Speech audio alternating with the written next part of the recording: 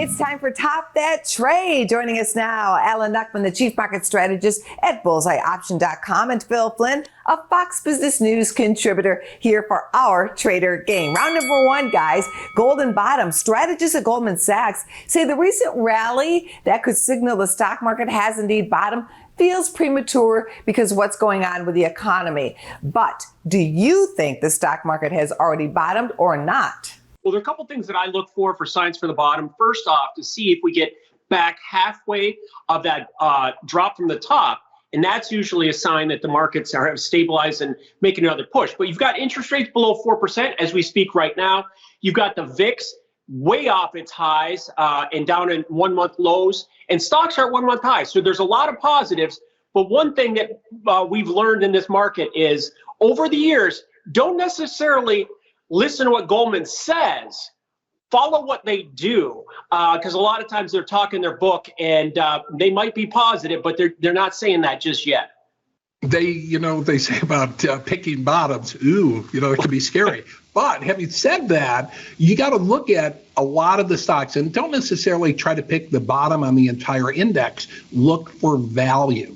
And we're starting to see with the recent sell-off in the market a lot of value. Now, one thing I keep harping on, of course, is energy stocks. We've been harping on them for almost a year right now, but they are really starting to outperform. And even though they're outperforming the market, they're still undervalued compared to the rest of the S&P 500 or the Dow Jones average. So we think we're in an incredible bull market on energy stocks and the energy markets. So, instead of trying to pick a bottom on the whole market, why don't you pick out a certain sector? And energy might be one of those that you should look at. Halliburton, Schlumberger, Occidental Petroleum. I mean, all these stocks have made big moves in the last couple of weeks as oil had that failed test of the downside. Yeah. It's moving back up one more time.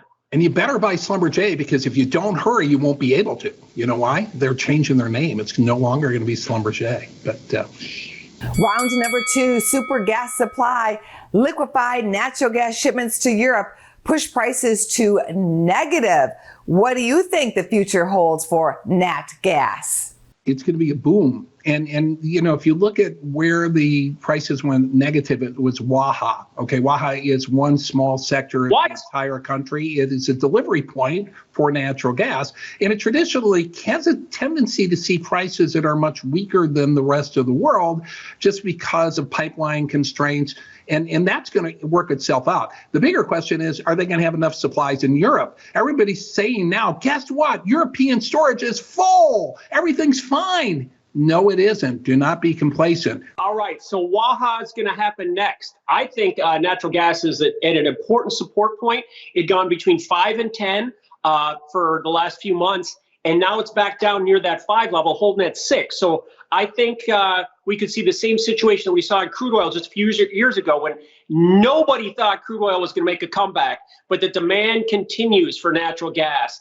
And it's now a global product for us. So I think that's going to be very much a positive. Woohoo! Round number 3, candy sweet or sour candy corn.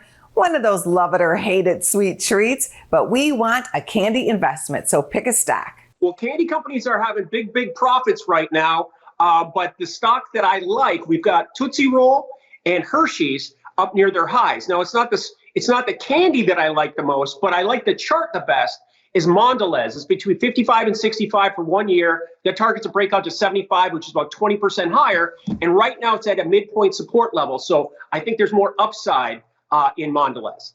I agree. I like Hershey's and Tootsie Roll. And you believe it or not, these prices are up 13% over where they were a year ago. In fact, they even drew the era of Senator Bernie Sanders, who was complaining about the Mars family making so much money while candy prices are going up. But I do have a problem with the candy companies right now. It's called shrinkflation. This is what we're giving away on, Halloween. And, when I was a kid, you get a candy bar, here's a Nestle's Crunch. It used to be this big, and every year they get smaller and smaller. This year is the smallest I've ever seen, one of these bars that you give away for Halloween. So this is shrinkflation. Kids, you don't remember the good old days. You see a big ones. This is the smallest bar I've seen ever. Here's your bonus round question for today. True or false? Tootsie Rolls were in every World War II soldier's rations.